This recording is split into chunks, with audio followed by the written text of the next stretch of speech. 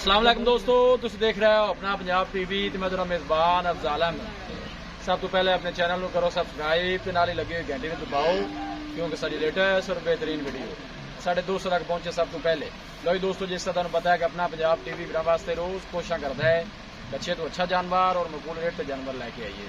रोज़ तरह माशाल्लाह जनाब आज भी एक पिजन वेयर की वीडियो लैके हाज़िर हुए। सब तो पहले मेरा कैमरा मैन दिखाएगा तो मजीद गलबात करांगे मालिक दे नाल कि की डिमांड करते। ताज़ी माशाल्लाह जनाब सूई है, वच्छी माशाल्लाह जनाब ने दी है। कितनी देर होगी सूई नूं जनाब? 1 घंटा होया माशाल्लाह जनाब सूई नूं। देख सकते हो फ्रीजन चोलोसानी माशाल्लाह जनाब क्रास है। तीसरा वारा डिलीवर किया इस गाय ने माशाल्लाह, और थन बड़ा चंगा लगे पीछे माशाल्लाह। वच्छी बड़ी चंगी दी है इन्हें। थोड़ा टोरो हाँ बाहर लै चलो।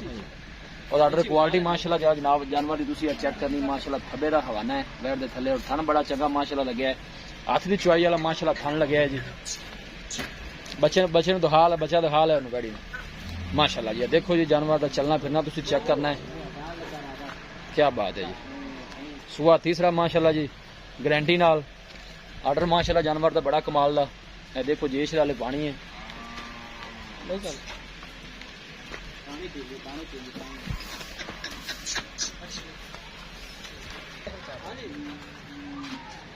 बस ठीक खलोन दे। ए देखो माशाल्लाह जनाब बड़ी हाइट की जनाब मालक है। कद काट माशाल्लाह चंगा। लोकेशन दोस्तों नाल जनाब मैं शेयर करता जावां।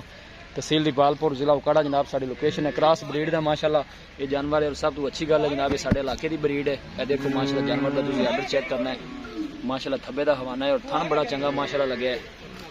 ताज़ी माशाल्लाह जनाब ये सूई है माशाल्लाह जी।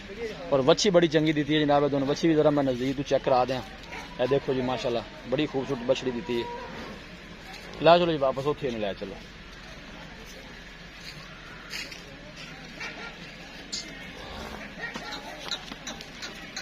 जान दो जान दो जान दो।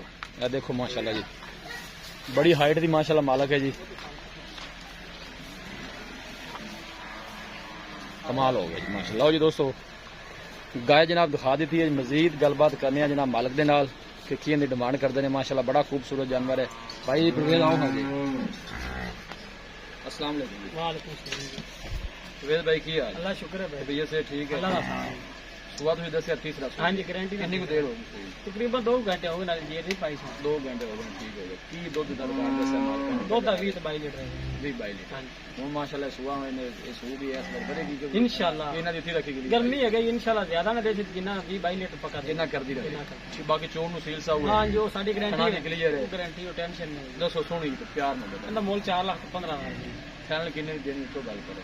बैठो लिस्सी है चंगी है लिस्सी थोड़ी सोनी सू भी बन जाए ते बस दसो फैनल पैसे जिन्ने दे दे दे। फैनल 4,000 दे नहीं 5,000 सारी छड़ देने को मतलब तो अफसोस ही किया करो यार साडे नाल माड़े बराज होंगे ने। फैनल आप जी गां दे जितने रुपया में घाटो 4 लाख रुपया 4 लाख। हाँ जी अगर गां समझी होती गां 5-5.5 लाख। इन्हें कोई शक नहीं थोड़ी गल बिल्कुल ठीक है। और बच्ची माशाल्लाह बड़ी चौकी चंगी दे कि अल्लाह ताला तंदुरुस्ती देवे। हां बच्ची माशाल्लाह जेड़ा साडा बराज आवे अल्लाह ताला उन्हें नसीबां ही करे जी। ठीक होगा भाई बड़ी मेहरबानी। दिखाओ जी कैमरा मैन से खाना तो चेक कराओ पहले साइड अगली साइड चेक कराओ। देखो माशाल्लाह खाना बड़ा चंगा लगा जनाब।